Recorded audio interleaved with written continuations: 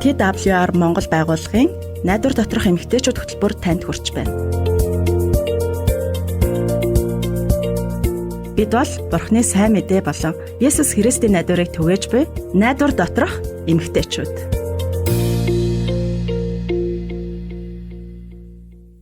Нэгэн ядуу хоёр урагдж ноорсон хувцастайгаа айлын найранд иржээ. Түүнийг угтан авсан хэтийч найрын ширээний хамгийн доор сулгав. Амттай сайхан идэ ундаа зассан харагдсан ч гар хүрэх аргагүй. Бас өөрт нь аваад өчөгч хүн алга. Тоож ярих хүн олцсонгүй. Мөнөөх хэр хэсэг зур азнаж байснаа нэгэн зүйл хийхээрч иджээ.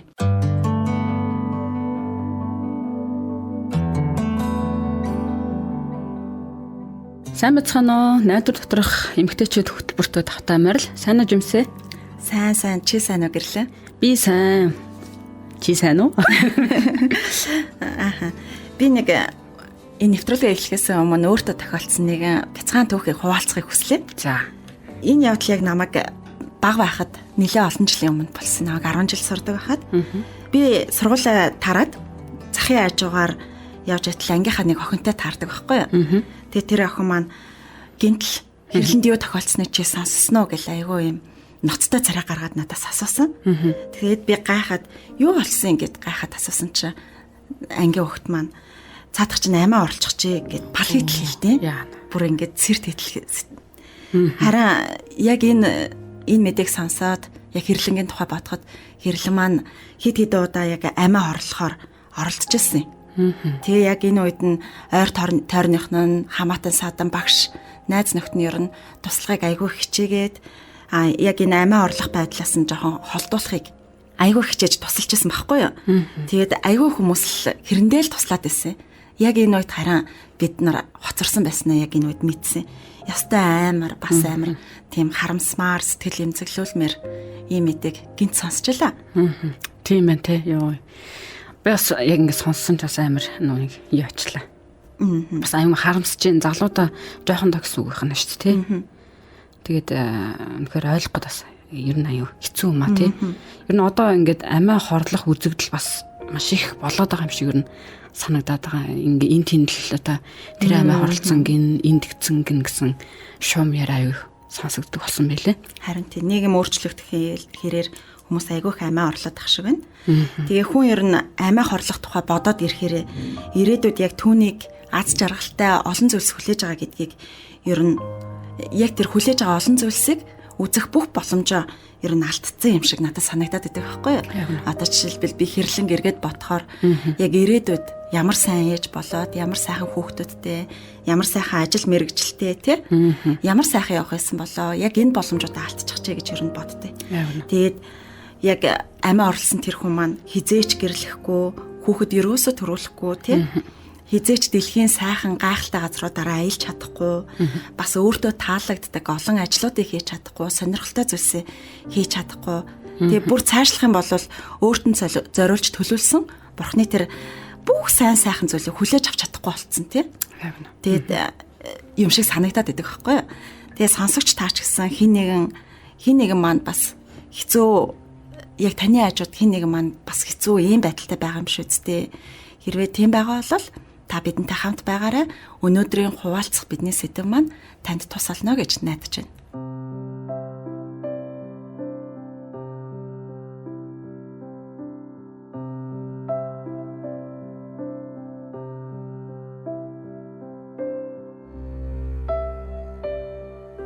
За сайн уу? Найдвар доторх эмэгтэйчүүд байгууллагын захиалгат нэвтрүүлгийн оролцогч Чимгээ байна. За өнөөдөр та ямар хөө байна? Таны сэтгэл дотор одоо юу болж байна? Аз жаргалтай, эрүүл сарвал байна уу? За бүх юм сайхан байгаа гэдэгт би найдаж байна. За гэхдээ асуудал тулгарчхаад бас яаж чадахгүй, гарцаа олохгүй, учраа олохгүй явж байгаа хэн нэгэн ч бас бидний дунд байгаа шүү дээ. Саяхан бид сэтгэлийн хямралын талаар ярьсан. Хүнд хэцүү үе тохиолдоход уйтгар гонигтай байх нь бол хэвийн зүйл шүү дээ. Энэ бол хүн болгон туулаад гардаг юм те. Бид шаналлах, зовох мэдрэмжийг хүлээн зөвшөөрөх ёстой. За харин энэ нь удаан үргэлжилсэн уйтгар гониг За тэгээд найдвараа алдах, ядрах, сулдах байдлууд бол таныг бүр их тийм сэтгэлийн хямралд хүргэдэг. За ингээд одоо энэ сэтгэл санааны тогтворгүй байдалтайгаа маш удаан яваад ирэхээр түүнээсээ одоо зөвхөн өөрийнхөө энэ бодол санаа, өөрийнхөө чадлаар одоо тэрнээсээ гарна гэхэд бол маш хэцүү. Энийг бол хүн ингээд өөрөө за би гарч байна, би болох байх гэд бодсон ч гэсэн энэ бол тийм санаан зоргоор бас ингээд болчдөг юм биш юм шиг байгаа юм. Хүний сэтгэл зүйн асуудал гэдэг. Гонигтай мэдрэмж, эргэлзээ, тэнэгэлзээ, за эсвэл одоо өөр ямар нэгэн гинтийн зүйлээс бол сэтгэл санаа хямрна. За энэ нь удаан үргэлжлэхээр яах вэ? Бие махбод дээр өвчин болж хуурдаг байна. Тэр тархины дамжуулагч болдог сайн сайхан байдлын мэдрэмжийг хадгалахад үүрэгтэй химийн элементүүд байдаг л да. Эдгээр химийн бодисуудын тэнцвэр алдагдах үед хүн сэтгэл хөдлөлөө хянах чадвараа алддаг. Ингээд яг энд хүний одоо сэтгэл зүйд хямрал үүсдэг байна. За товчхондоо та үүнийг бие махбод, таны сэтгэхүй, үйлдэл зэрэгт нөлөөлдөг тархины өвчин гэж тодорхойлж байгаа юм л да. Сэтгэл санаагаар унсан хүн одоо байнга уйлах, байнга гонигтай, за бас хит их унтах гэх мэт хэвийн бус үйлдэлүүд хийх. За эсвэл бүр ингээд одоо амьдрах хүсэл эрмэлзэл хүртэл алдагдаж болдог. За тэгээд юу хэлэх гээд байна вэ гэхээр энэ маш их удаан даамжраад байх юм бол цаашдаа одоо магадгүй амиа хорлох хандлагатайж болж бас болцсошгүй байгаа юм.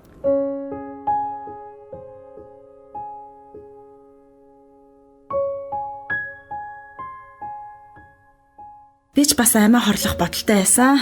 Жохон бахта тий. Дотор давчтаад тэгээ яг өөрийнхөө шаналлаас ангижрахын тулд өгчихсэн гэж бас айгүй тийм зөвхрөнгөө барсан гэхүү.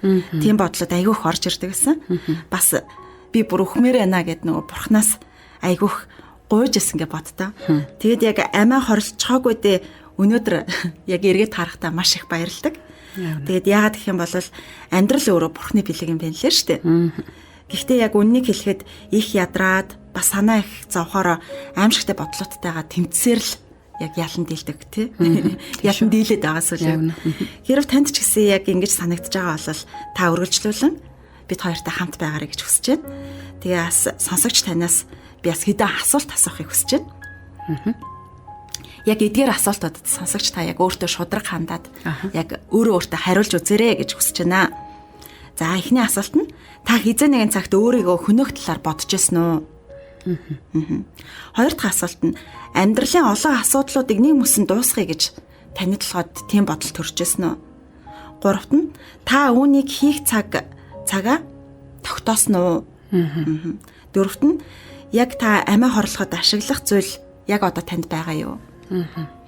Ер нь их нухацтай үүнийг хийх гэхэр чинь баг ингээ ер нь шийдсэн ер нь юмаа бэлдсэн үл гэж асуугаад байгаа шиг байна тий. Аль нэгэнд нь хэрвээ сонсогч та тийм гэж хариулсан байгаа бол яг одоо тантай нухацтай ярилцахыг бид нар хүсэж байна. Ийм мэдрэмж бодлоод байгаад нь таныг буруутгах гээгүй бид нар тий. Үнэн дээр та маш их хямарсан яг таны яг маш их хямарсан яг энэ уюудад танд яг ийм буруу сөрөг бодлоод айгүйх орж ирдгээ гэдгийг хэлмээр байна. Тиймээс яг одоо би таны сэтгэлийг ойлгож байна. Миний яг чин сэтгэлээсээ хүсэж байгаа нэг зүйл болохоор яг бүх зүйл сайхан болно гэдэгт таныг итгэж найдаасаа тэр итгэл найдварын гэрлийг битгий унтраагаасаа гэж хүсэж байна. Тэгээд амьдрал хугарах үед тий амьдралд яг урам хугарах гэдэг өвчнийг би маш сайн даван тоолж чадсан хүн л дээ. Эмчилгээ хэлэхээс өмнө гэр орны ажил хийхдээ чи яг тамирдаад ядраад тий хийж чаддаггүй. Бас ийм ухаасаа гадна хүмүүстэй ярилцахад надад үнэхээр тус тийм болсон байгаа. Тэгээд надад юу ч тохиолдсон намайг сонсож хайрладаг найзууд олон байгаа гэдгийг олж харсан. Яг чин сэтгэлээ нэгэд ярилцахад тий. Тэгээд өөрөө сэтгэл санааны хямралд өртөөгүй. Тэгээ бас энэ нь юу болохыг мэддэггүй. Бас миний сэтгэл санааг сайн ойлгодог тийм онцгой найзуудыг бурхан надад өгсөн байсан яг энэ үед. Бид уулзгаараа л яг илгийн хүртэл инээгээд сэтгэлийн онготл сайхан ярилцдаг. Яг энэ зүйлүүд нь яг энэ бүхний даван туулах гол үндэс болсон. Ер нь их тийм болд юм байна тий. Сайн найзтай байгаа л ер нь сэтгэлээ онготл ярих нь бас энэ хямралаас сэтгэлийн хямралаас ч юм уу гарахад их нөлөөлдөг ахын тий. Тэгээд давхар нөгөө нэг инээгээд тий хөвгчлөлтөд дурсамжуудаа яриад тий. Тийм ээ. Тэгээд бас би мөн мэрэгжлийн эмчээс бас зөвлөгөө авсан. Тэгээд яг надад цаг гаргаад олон асуулт асуугаад яг сэтгэлд маань богшсон тэр олон бараан бодлоодыг өөрчлөхөд яг мэрэгжлийн эмч маань айгүй их тус болсон байгаа. Яг мэрэгжлийн мэрэгжлийн үднээс асуулт асуугаад эхлэнгүүт яг миний дотор нуугдсан тэдгээр зүйлсэд яг ил гарч ирэх хэлсэн. Тийм ээ. Тэгээд яг энэ үеэс хойш би яг төгс байх ёстой гэж өөрөөсөө шаарддаг байсан. Хүн гэдгээ өөрийгөө олж харсан. Өөрийгөө төгс хүн биш гэдгийг бас мэдчихсэн. Бас би сайн биш байна гэж өөрийгөө буруутгах байдлууд яг энэ үед үргэлжилсээр л байсан. Тэгээ яг энэ мэтчлэн жижигхэн мөртлөө олон бодлууд миний толгойд эргэлдэж байгааг анзаарах юм бол тэмцэлтэх нь маш чухал юм байна. Яг өөрийнхөө яг ийм сөрөг бодлоотойгаа яг өөрийгөө буруутгах байгаа бодлооттойгаа тэмцэлтэх хэрэгтэй юм байна гэдгийг ер нь ойлгож авсан. Ер нь бууж өгч болохгүй юм байна те тэр сөрөг бодолтой бодоол за би муу гэж бодчих юм бол тэгэл буугаад өгч юм шүү. Ер нь сөрөг бодолтойгоо эвлэрч болохгүй яг эннийхээ яг эсрэг зогсох хэрэгтэй гэдгийг ер нь айгүй их ойлгож авсан. Энэ болохоор яг тэмцэлтэхэд хамгийн чухал зэвсэг олж өгсөн гэхөө. Тийм ээ. Ямар нэг ажил бүтсэнгүү гээл би муу хүн биш те. Бас нэг өөр нэг үнэн гэх юм бол маань хүүтэй болсондоо маш их баярлсан гэж би өмнө нь нэг дугаар дээр ярьжсэн шүү дээ тий. Намайг өөрийнхөө охин харин энэ яриаг сонсоод би хитрхи ингээд нөгөө гонсгор байсан ч гэсэн одоо өнөөдөр миний үнц нь бол бурхан намайг өөрийнхөө охин болгосон гэдэгт би үнэхээр талархаж хүлээж авч байгаа тий. Бурхан намайг эмэгтэй хүн болгосонд би маш их талархдаг. Тэгээ бас надаас гадна намайг эмэгтэй хүн болгож төрсөнд талархаж явдаг хүн бас байгаа. Тэр маань болохоор миний нөхөр байна тий. Тийш үү тий. Судалгаанаас харах юм бол ихэнх хүмүүс үнэхээр амиа хорлохыг ерөөсөө хүсдэггүй. Харин аимшигт зовлонгоо л дуусгахыг хүсдэг гэсэн судалгаа байт юм байна л да. Амиа орлож байгаа хүмүүсийн яг нэг тэсгээ байгаа л энэ хизэж дуусахгүй юм шиг санагдаал тэгэл амиа хорлдог байх л да тий. Тий. Яг тэр нөгөө өөрийнхөө дотор байгаа зовлонг дуусгар болгож байна л гэж үздэг. Тэгээ та яг энэ одоо гүнзгий амьсгаа аваад тайвшрахыг хичээгээрэй гэж яг энэ асуудалтай нүүр тулаа тэмцэлдэж байгаа танд хэлхийг хүсэж байна. Эхлээд бурхантай ярилцаад түүнээс тусламж хүсээрэй гэж хүсэж байна. Библиэд бурхныг илэрхийлэхдээ хүнд хэцүү үед туслахад үргэлж бэлэн хорогдох газар хүч чадал гэж дуулал намд дээр хэлсэн байдаг. Танд хэрвээ хүнд хэцүү үе байх юм бол бурхан тантай үргэлж хамт байгаа. Яг одоо таны хажуудаас байгаа шүү гэж хэлмээр байна. Хоёрт нь болохоор таныг сонсоож бас танд туслах тэр найдвартай хамтрагчийг олоосэй гэж хүсэж байна. Яг нөгөө өмнө нь манай найзууд байгаад намайг илүү сайн сонсож яг миний хажууд энэ бүхний даван туулаад ард нь гарах хүртэл хамт байсан шиг тэр сайн хамтрагчийг олж аваасэй гэж хүсэж байна. Тэгээд эцэст нь боломжтой бол таныг мэрэгжлийн эмчид хандаасаа гэж хүсэж байна. Тэгээд яг та надад итгээд яг мэрэгжлийн эмчид хандаад үзээрэй. Яагаад гэх юм бол орчин үеийн ангаа ухааны хийж чадах гайхалтай зүйлсүүдийг ч гэсэн бурхан бүтээсэн байгаа. Үүний төлөө ч гэсэн би бурханд маш их талархдаг. Тэгээд яг одоо яг энэ асуудалтай тулгараад яг үүнтэй тэмцэлдэж байгаа сонсогч танаас би нэгэн амлалт өгөхийг хүсэж байна. Надтай хамт нэгэн амлалт өгөөч гэж хүсэж байна. Тэгээ сэтгэлийн хямрал, амиа хорлолтын эсрэг тэмцлээ орхихгүйгээр өөртөө л анхаарлаа хандуулаач гэж хүсэж байна. Амьдрал хитрхи үн цэнтэй шүү дээ. Тийм болохоор үн цэнтэй амьдралаа авч үлдээд яг өөртөө анхаарад яг сөрөг бодлуудынхаа эсрэг тэмцээсэй гэж сонсогч танаас хүсэж байна.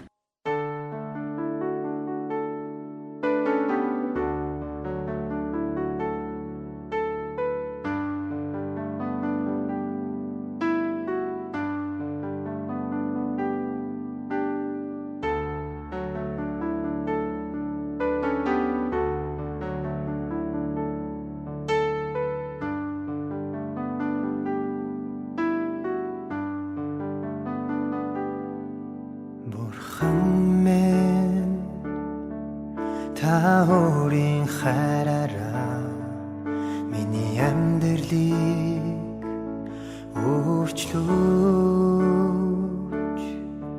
би бүхий зүрхээрээ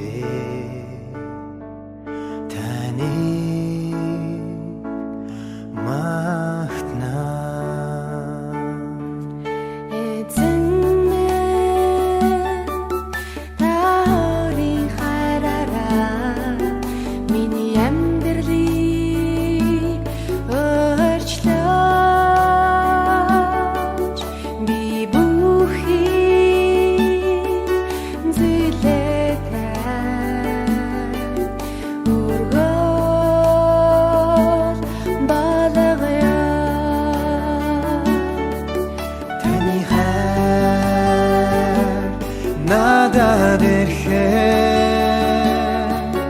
миний амьдрал шинжлэгднэ таны хайр надад ирэхээр эзэн таныг магтаан дуулна бурхан минь та өөрийн хайраараа амьдралыг өөрчлөө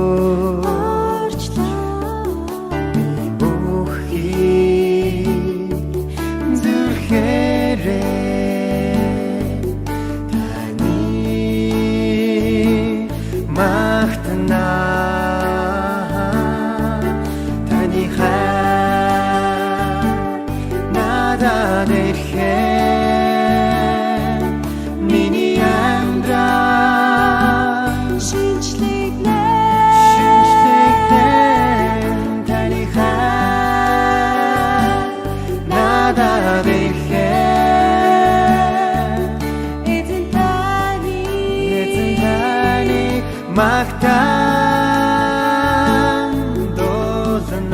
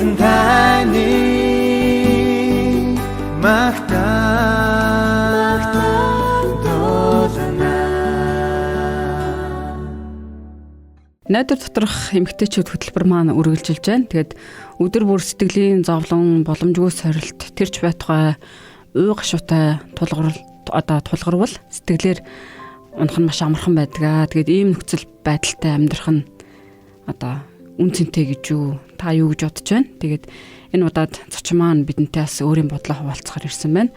Амьдрал өдөр бүр бэлэг шүү дээ гэдгийг бидэнд танилцуулах болно. Тавтай морил. Сайн уу сонсогч найзууд минь? Бурхны нүдэнд та ямар үнцэнтэй болохыг хэн нэгэн танд хэлж өгч байсан уу? Та хайрлагдсан бас үнцэнтэй. Олон эмэгтэйчүүд хүчирхийлэл дуртаж, гэр бүлтэй гологдож өсөж, за угаасаа л хүн болж төрөх ёсгүй байсан юм а гэж хэлхийг сонсч байсан. Магадгүй та бас ийм зүйл сонсч л байсан бах. Өнөөдөр би онцгойлон танд хэрэгтэй байж болох зүйлийн талаар ярих болно. Бурхан өөрийн үг болох Библиэр дамжуулаад танд юу хэлж байгааг та сайн сонсоорой. Тэр хэлэхдээ их хүн хөхүүл хүүхдээ мартаж, хөвлийнхээ хөвгүүнийг инэрхгүй байх уу? Хэдийгээр тэд мартаж болох ч би чамааг мартахгүй. Үзэгтэн би алгандаа чамааг сэлсэн гэж байна. Орчлын ертөнцийн агуу бүтээгч Бурхан чамайг хизээч мартдаггүй шүү. Чиний амьдрал бол Бурханаас чамд өгсөн хамгийн үнэтэй бэлэг. Энэ үнэн нь бидний хувьд амьдралыг сонгох, амьдрах хангалттай шалтгаан шүү. Таны хувьд амьдралд маш их урам хугарч жигссэн болохоор үхлэл гарч юм шиг санагдаж байна уу? Та энэ бүгдийг дуусгахыг хүсэж байгаа ах л та. Гэхдээ үгүй шүү. Энийг битгийл хийгээрэй. Таныг утга учиртай амьдрал хүлээж байгаа. Үнэн гэвэл яг одоо таны амьдрал хичнээн хэцүү, гунигтай, хичнээн их ямарсан, цөхрөлтөө байсан ч гэлээ. Бурхан үүнийг бүр мөсөн өөрчилж гэрэлт ирээдэг танд өгч чадна. Яаж вэ гэж? Бүсгүй минь, таны төлөө Бурхан яагаад энийг хийх шалтгааныг эхлээд хэлье. Бурхан бол бүх амьдралын их сурвалж. Тэр үхэлд биш, амьдрал таартай. Бурханы 10 хууль гэж байдгийн. Нэгэнд нь чи хүн бүү ал гэсэн байгаа. Бусдыг бүү ал, өөрийгөө ч бүү хөнөө. Амьдралыг дуусгахын оронд бид Бурханд амьдралаа зориулах хэрэгтэй. Бурхан чамд өөрөө туслана. Үхмээр санагдсан ч гэлээ. Баяр баясгалан, үргэлжлүүлэн амьдрах хүчийг бидэнд өгдөг шүү дээ. Одоо би чамд Бурхан амьдралыг чинь хэрхэн өөрчилж болохыг хэлье гэж бодож байна. Бурхан ертөнцийг үнэхээр хайрлсан тул түүнд итгэдэг хүн үхэхгүй, харин мөнх амьтаа болохын тулд цорын ганц хүүгээ өгсөн гэж Библиэд бичсэн байдаг. Есүс бас ингэж хэлсэн. Хулгайч зөвхөн хулгайлах, алах, устгах гэж л ирдэг. Би хүмүүсийг амьтаа байж, бэлгсэн амьтаа байлгахын тулд ирсэн юм а гэдэг. Яг энд хэдхэн минутын өмнө миний ярьж байсан сайхан амьдрал энд байна. Есүс өөрөө бидэнд өгсөн гайхамшигтай, бэлхам дүүрэн амьдрал юм. Бурхан бидэнд өдөр тутмын сорилт бэрхшээлийг даван туулах зоригийг өгдөг шүү дээ. Би та нартай өөрийнхөө амьдралын нэгэн хэсгийг хуваалцъя гэж бодлоо. Миний амьдралын хамгийн хэцүү мөч үхэл намайг тойрон хүрээлж байсныг санаж байна. Ээж маань нас орсон, тэгээ 5 сарын дараа Баку маань бас нас орсон. Баяр баясгалан гэж байхгүй, үхэл бас харанхуй миний сэтгэлийг дарж байгааг мэдэрсэн. Гэвч Бурхан тандан намайг хашгирахад тэр намайг зовлон ууг ашуугийн ангалаас гаргаж өгсөн юм да. Найз минь, хэрвээ та өнөөдрийн ярьсныг маань ойлгосон бол энийг санаж аваарай. Бурханы хүү Есүс Христэд итэг. Түүнд амьдралаа зориулж, муу бодол, уруу татлагыг эсэргүүц. Есүсийн нэрээр эсэргүүц. Тэгвэл зүтгэр чамаас зайлах болно. Бурхан Библиэд би үххийг биш, харин хорон муухан замаасаа буцаж амьдрахыг хүсдэгэ гэж хэлдэг. Та харж байна уу? Бурхан бидэнд хайртай. Бурхан амьдралыг хайрладаг. Би энэ загтлыг нэг сонсогчоосоо хүлээж авсан. Тэрээр миний зүрх хэмтэрч, гэр бүл минь сүрсэн. Би маш их шаналж байна. Найдвар доторх эмэгтэйчүүд хөтөлбөрийг сонсох хүртлээр амиа хорлохыг олон удаа оролдсон. Одоо миний шархалсан зүрх өөрчлөгдсөн. Би Есүс болон шинэ найдвар амьдралыг сонгосон шүү. Миний сэтгэлийн өвчин эдгэрсэн, хаанч явсан Бурхан надтай хамт байгаа гэж би итгэж гин гэж бичсэн байсан. Загтлын эзэн эмэгтэй маань өнөөдөр зүрх сэтгэлдээ амьдралын найдвар, сэтгэлдээ гэрэл гэгээтэй болсон. Дахиж айц байхгүй. Одоо тэр Бурхантай хамт алхаж байгаа. Үнэн дээр тэр амьдралынхаа утга учирыг Бурханд зориулж байна.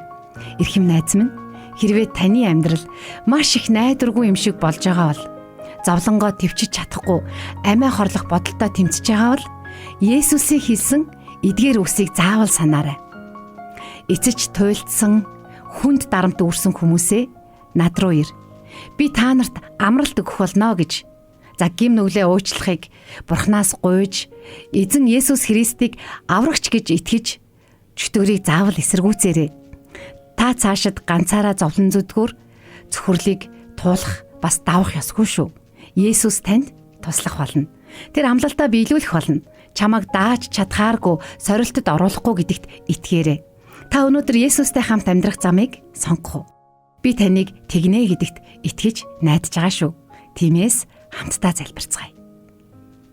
Бурхан минь ээ, таны хүү Есүс Христээр дамжуулан тантай хамт мөнх амьдрах бэлгийг өгсөнд баярлалаа. Сонсогч найзыг минь та ивээгээрэй. Муу бодол түүнийг сорхоор эргэтэн. Та найзтай минь хамт байж түүнийг хизээч мартахгүй, хизээч орхихгүй гэсэн амлалтанд тань итгэж амьдрахад нь та туслаарай. Есүсийн нэрээр гойн залбирч байна. Амен.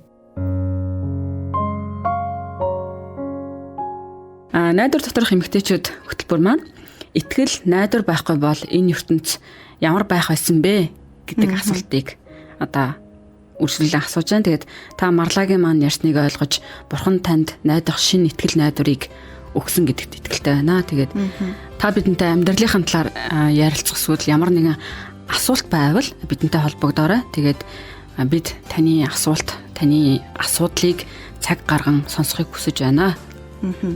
Тийм шүү. Тэгээ өнөөдөр нэвтрүүлэг маань энэ хүрээд өндөрлөж байна. Сонсогч та бүхэн өдрийг сайхан өнгөрүүлээрэй. Дараагийн 7 хоногт олццгаая. Баяртай. Баяртай.